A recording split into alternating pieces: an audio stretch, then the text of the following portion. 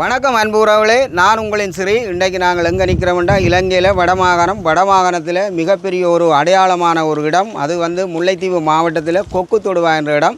அதுக்கு முதல் எங்களுடைய சேனலை பார்க்குற உறவுகள் எங்களுடைய சேனலை நீங்கள் லைக் பண்ணி சப்ஸ்கிரைப் பண்ணி நல்லா பகிரவணும் என்றால் வழங்கி வர்ற ஆதரவுக்கு நன்றி. ஏன் அவசரமாக கதைக்கிறோம்டா, நாங்கள் நாங்கள் கொக்கு தொடுவாயில் பீனிஸ் விளையாட்டுக்களம் எங்களை அழைச்சிருந்தவை வரைகளே நிகழ்வுகள் ஆரம்பமாகிறதுக்கான நிலை இருந்தது. அப்போ நாங்கள் நீண்ட தூரம் வந்தபடியாக நிகழ்வுகள் ஆரம்பமாயிட்டு தான் நிகழ்வுகளை கொண்டு வந்துட்டோம். இந்த இடம் கொக்கு தொடுவை, அதாவது கலநாயகன் பிரிகேடியர் பால்ராஜ் அண்ணனுடைய இன்றைய நினைவு தாங்கிய 19ஆம் ஆண்டு நினைவு தாங்கிய விளையாட்டுக்களங்களுக்கான சிறப்பு போட்டிகள் நடைபெற்றது. அந்த நிகழ்வுகளை கொண்டு வந்திருக்கிறோம். தொடர்ந்து நீங்கள் எங்களுக்கு ஆதரவு தெரிவிங்கள் என்று கேட்டுக்கொண்டு உங்களுடைய ஆதரவுகளுக்கு நன்றி கூறிக்கொண்டு மீண்டும் ஒரு பதில் காணொளி மூலம் சந்திக்கும் வரை மீண்டும் விடைபெற்றுக் கொள்ளும் உங்கள் அன்பின் சிறி. நன்றி, வணக்கம்.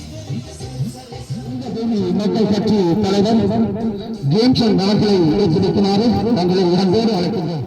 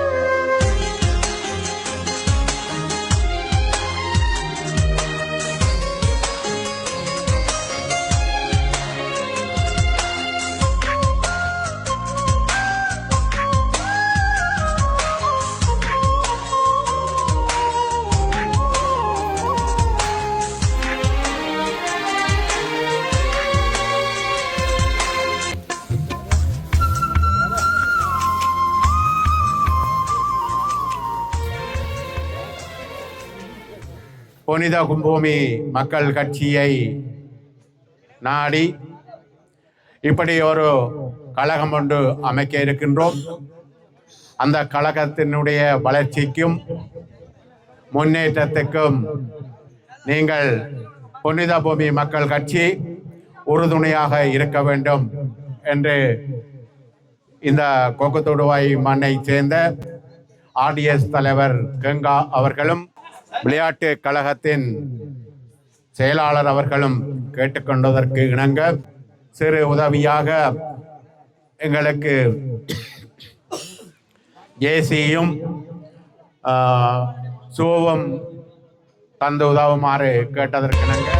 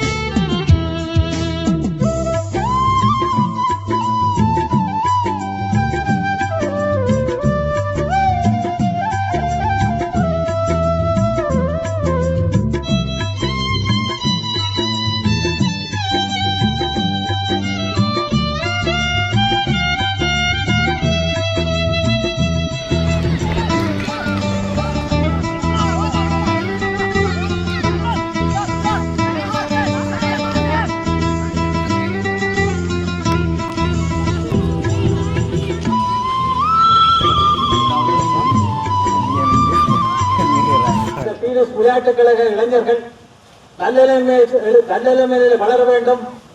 இந்த இடத்திலே மட்டும் விளையாடுவதில்லை, எத்தனையோ இடங்களிலே விளையாடி போய் பரிசுகளை பெற வேண்டும்.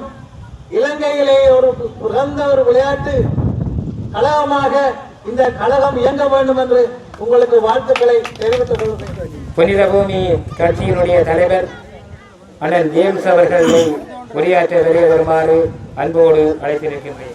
கொக்குத்தொடுவாய் கிராமத்தில் உருவாகியிருக்கும் பீரிஸ் விளையாட்டுக் கழக வீரர்களுக்கு எனது முதல்கண் நன்றியை தெரிவித்துக் கொண்டு, இந்த விளையாட்டு வீரர்களுக்கு இந்த மைதானத்தில் இன்று வரை விளையாடுவதற்காக உதவி செய்த அனைத்து தமிழ் நெஞ்சங்களுக்கும் எனது முதல்கண் நன்றியை தெரிவித்துக் கொண்டு, கொக்குத்தொடுவாய் கிராமம் ஒரு வரலாற்றிலே முக்கியத்துவம் வாய்ந்த கிராமம். இந்த கிராமத்துக்கு கொண்டு ஒரு தனித்துவமான ஒரு மகிமை இருக்குது. இந்த கிராமத்தில் பெரும் சாதனையாளர்கள் இந்த கிராமத்தில் வாழ்ந்திருக்கின்றார்கள். அதை இட்டு பார்க்கும்போது தற்போதைய இன்றைய காலகட்டத்தில் எங்களோட இளைஞர்கள் தங்களால் செய்யக்கூடிய வேலை என்று சொல்ல போனால் விளையாட்டுன்றது படிப்பும் விளையாட்டும் ஒரு நாட்டில் ஒரு இளைஞர்களுக்கு எவ்வளோ முக்கியமோ, படிப்பு எவ்வளோ முக்கியமோ அதுபோல் விளையாட்டு முக்கியம். இன்றைக்கு எங்களோட தமிழர்கள் உலகளாவிய ரீதியில் நாங்கள் பார்த்தோமானால் எல்லா இடங்களிலும் எங்களோட தமிழர்கள் அறிவு ரீதியான செயல்பாடுகளில் பெரும் நாடுகளில் கூட செயல்பட்டு வருகின்றனர். அதுபோன்று எமது இளைஞர்களும் விளையாட்டிலும் திகழ்ந்து ஒலிம்பிக் மட்டும் போகக்கூடிய அளவுக்கு ஒரு விளையாட்டில் திறமையாக வரணும். இதே நேரத்தில் ஒன்றை மட்டும் நான் சொல்ல விரும்புகிறேன்.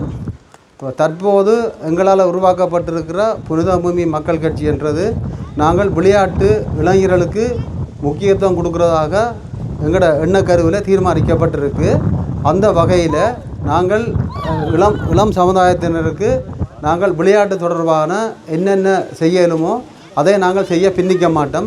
இந்த விளையாட்டு களத்தில் சம்மந்தப்பட்டிருக்கிற வீரர்களுக்கு நாங்கள் இன்னும் ஒரு முறை சந்தித்து இந்த விளையாட்டை நாங்கள் இன்னும் மேலும் ஊக்குவிப்பதோடு வேறு மாவட்டங்களிலிருந்து விளையாட்டு அணிகளை கொண்டு வந்து நாங்கள் இந்த திடலில் நாங்கள் விளையாட வைக்கணுமென்றதை நாங்கள் இந்த விளையாட்டு நடந்துகின்ற நேரத்தில் நாங்கள் தீர்மானிச்சிருக்கிறோம். இதை நாங்கள் நிச்சயமாக செய்வோம், உங்களுக்குரிய உதவியை செய்வோம். மற்றது நான் ஒன்றை மட்டும் சொல்ல விரும்புகிறேன். இந்த கிராமத்தில் பிறந்து வளர்ந்த பால்ராஜ் அண்ணன் என்னோட 85ஆம் ஆண்டிலிருந்து என்னோட ஒன்றாக நாங்கள் பிணைஞ்சு நாங்கள் இருந்திருக்கிறோம். அவரை பற்றி நான் சொல்கிறது என்னென்றால், அவர்கிட்ட கிராமத்தில் நீங்கள் வாழ்கிறபடியாக நான் அவரை பற்றி சொல்ல வேண்டிய சில கடமைப்பாடு என்னிட இருக்கிறபடியாக நான் அதை சொல்கிறேன். அப்போ அவர்கிட்ட ஒரு நேர்மையும் திறமையும் வீரமும் கொண்ட ஒரு மனிதன் இந்த பூமியில் இந்த கிராமத்தில் பிறந்தவர். இன்றைக்கு உலகத்தில் உள்ள பெரும் இராணுவ ஆய்வாளர்கள்லாம் திரும்பி பார்க்க வைத்த ஒரு மனிதன் இந்த மண்ணில் பிறந்தவர். அப்போ நான் இந்த கொக்குத்தொடுவாய் விளையாட்டு கழகம் என்று சொல்லிக்கல நான் உடனடியாகவே ரவி என்ற மாவட்ட எங்கட ஒருங்கிணைப்பு தலைவர் என்ற சொல்லிக்க நான் கொக்குத்தொடுவாய் என்று சொன்ன உடனே நான் சொன்னான், உடனடியாக அதை போய் பாருங்கள், அதை செய்து கொடுப்போம் நாங்கள்னு சொன்னேன். இப்போ நேற்று கூட நான் இந்த விளையாட்டு கழகத்துக்கு பொறுப்பாளிக்கிற தம்பி கதை கேட்க நான் சொன்னேன், பால்ராஜன் வீட்டு முத்தத்தில் மண்ணை கொண்டு வைங்க, சந்தனம் திருவுரு வைக்க வேண்டாம், மண்ணை கொண்டு வைங்க, மண்ணை நெத்தியில் பூசணா காணுமெண்டு நான் தான் சொல்லி வச்சேன். அப்போ ஏன் நாங்கள் சொல்கிறோம்ட்டா, இன்றைக்கு இந்த எங்கட சில அவர் சம்பந்தமான கருத்தை நான் சொல்லுவதில் கடமைப்பட்டிருக்கிறேன். நாங்கள் வரலாறு மறைக்க இயலாது. இன்றைக்கு அவர் ஒரு உலகளவில் பெருமொரு சாதனை படைச்ச ஒரு மனிதர். இன்றைக்கு ஒரு போரில் 35,000 படைகளுக்கு நடுவில் வெறும் 1200 போய் தனித்துவமாக நின்று அவர் அதை போராடி 34 நாட்களாக அவர் அதை போராடி அத்தனை இராணுவத்துக்கே நடுவில் நின்று முறியடித்து வெற்றியை கண்டவர். 32 நாட்களில் 34 நாட்களில் 32 நாட்கள் ஒவ்வொரு நாளைக்கு ஒரு ஆளாக 32 தளபதிமாரை இலங்கை அரசாங்கம் மாற்றி விட்டது. அந்த 32 இராணுவ தளபதிமாரும் அந்த பால்ராஜன் இருந்த இடத்துக்கு கிட்ட நெருங்கெல்லாம் போச்சு. அந்த 32 இராணுவ தளபதிமாரும் திரும்பி ஓட, அப்போ ஜனாதிபதியாக இருந்த சந்திரிகா அம்மையார் அந்த 32 இராணுவ தளபதிமாரும் பார்த்து கேட்டது, உங்கள் என்ன நடக்குதுண்டு. அப்போ அந்த 32 இராணுவ தளபதிமாருக்கும் அவைகள் நீரழிவு நோய்க்கு உள்ளாக்கப்பட்டுட்டான். அவ்வளோ டென்ஷன் இல்லை. அப்போ இராணுவ தளபதிமாரும் போராடி ஏலாமல் போன இராணுவ தளபதிமாருக்கு இலங்கை அரசாங்கம் ஃபீல்ட் மாஸ்டர் பதவி கொடுத்துருக்கு. இப்போ இதை நாங்கள் சொல்கிறோம்ட்டா எங்களோட வரலாறை நாங்கள் எப்படி மாற்றி பார்க்கணும்னு சொல்கிறோம். அந்த ஏலாமல் போன இராணுவ தளபதிமாருக்கும் இலங்கை அரசாங்கம் ஃபீல்ட் மாஸ்டர் போஸ்ட் கொடுத்துருக்கு. ஆனால் அந்த 32 பேருக்கு பேரோட தனியாக நின்று போராடி அவ்வளோ பேரையை மடக்கி வென்றவருக்கு என்ன என்ன என்ன மாஸ்டர் கொடுக்கணும்? யோசிச்சு பாருங்க. நீ இளம் பிள்ளைகள்ன்றாலும் யோசிச்சு பாருங்க. அவே பயத்தில் ஓடுற ஆட்களுக்கு ஃபீல்ட் மாஸ்டர்ன்றாலப்போ அவர் நேருக்கு நேரிட்டு மோதி வென்றவருக்கு என்ன கொடுக்கணும்? அப்போ நாங்கள் அப்படி ஒரு கவலைப்பாட்டில் நாங்கள் வாழ்கிறோம். இன்றைக்கு அந்த மண் தான் இந்த மண்ணில் நாங்கள் இன்றைக்கு இருந்து பேசுகிறதே எனக்கு பெரிய ஒரு பெருமையாக இருக்குது. மற்றது உலகத்தில் இன்னொரு கதையை சொல்லி நான் முடிக்கிறேன். அமெரிக்காவில் இந்த இந்த குடாரப்பு தாக்குதல் முடிஞ்சு 2-3 நாளையில் அமெரிக்காவில் பெரும் இராணுவ தளபதி மாதிரி கூப்பிட்டு பெரிய மெயின் இராணுவ தளபதி அவர்கிட்ட என்ன கேட்டதென்றால், எல்லோரும் விருத்தி போட்டு கேட்டது, 4 பக்கமும் கடல், ஒரு பக்கம் பாதை, 35,000 இராணுவம் இருக்குது, நான் உங்களுக்கு 1,200 பேரை தருவேன், நீங்கள் அதுக்கு போய் இறங்கி நீங்கள் 2 பேர் ஓடும். அத்தனை இராணுவ தளபதி மாதிரி வேலான்னு சொல்லிட்டாங்க அந்த கொமாண்டருக்கு. அப்படி என்ன செய்கிறது? 4 பக்கம் கடல், நடுவில் ஒரு பாதை, 35,000 இராணுவம் சுற்றி இருக்குது, அதுக்குள்ளே 1,200 பேர் என்ன செய்கிறது என்று சொல்லி அதில் இருந்த இராணுவ தளபதி மாதிரி அதை மறுதளிச்சது. உண்மை கதை எழுதலாம். அப்போ அதுக்கு தான் அவர் சொன்னது எல்டிடி பால்ராஜ் இதை செய்து முடிச்சிருக்கட்டு. இன்றைக்கும் அமெரிக்காவில் எல்டிடி பால்ராஜ்னு சொல்லி ஒரு மணித்தியாலம் வகுப்பு இருக்குது. நீங்கள் அதை விளங்கி கொள்ளுங்க. இல்லை வேண்டாம், நாங்கள் ஒரு கீழ்த்தரமான ஒரு கேவலங்கட்ட இனம் இல்லை, நாங்கள் ஒரு வீரன் சார்ந்த இனம். நாங்கள் இன்றைக்கு கயவர்களாலும் கள்ளர்களாலும் நாங்கள் இன்றைக்கு எங்களுடைய இளம் சமுதாயம் இந்தளவுக்கு சீரழிக்கப்பட்டு போகுது. நாங்கள் நீண்ட காலமாக போராடி நாங்கள் பெரும் காயங்களை தாங்கியும் அதை விட மோசமான காயம் இப்போ நடக்குது, எங்களால் தாங்க இயலாது. அப்போ நான் என்ன கேட்குறேன்டா, இந்த இளம் சமுதாயமாகிய நீங்கள் சரியான கருத்தில் கொண்டு எங்களோட இனம் எப்படி ஒரு போராட்டத்தில் ஈடுபட்டது, எவ்வளோ துன்பங்களை தாங்கினது. அப்போ இந்த இளைஞர்கள் அதை சிந்திச்சு நல்ல பழக்கம் நல்குணமாக இருக்கணும். ஒரு இளைஞன் வளரணும் என்றால் முதல் அவன் தானே நல்ல பழக்கத்துக்கு உருவாகணும், இல்லாட்டி இந்த இளைஞர் வளர இயலாது. அப்போ நல்ல குணமாக வளர்ந்து விளையாட்டுலேயும் சரி எல்லாத்துலேயும் சரி நல்ல குணமாக வளர்ந்து வளரணும்னு கேட்டு இந்த கிராம மக்களுக்கு நான் சந்தித்தது மிகவும் பெரும் சந்தோஷப்படுறேன் என்று கேட்டு விடைபெறுவேன். நன்றி. இங்கே திருவுருவப்படமாக எங்கள் முன் காட்சியளிக்கும் சமர்க்கள நாயகனின் பாதம் தொட்டு அவர்தம் சகோதரன் அவர்தம் குடும்பம் அந்த உறவுகளுக்கு என் பணிவார்ந்த வணக்கத்தை தெரிவித்து கொண்டு, இங்கே நாங்கள் ஒரு புனிதமான மண்ணிலே நின்று கொண்டிருக்கின்றோம். வளமையான நிகழ்வுகளுக்கு சென்றால் அங்கே விபூதி இருக்கும், சந்தனம் இருக்கும். ஆனால் இங்கே எங்கள் மண் எதை நாங்கள் நேசிக்கின்றோமோ அது இங்கே மேசையில் வைக்கப்பட்டிருக்கின்றது.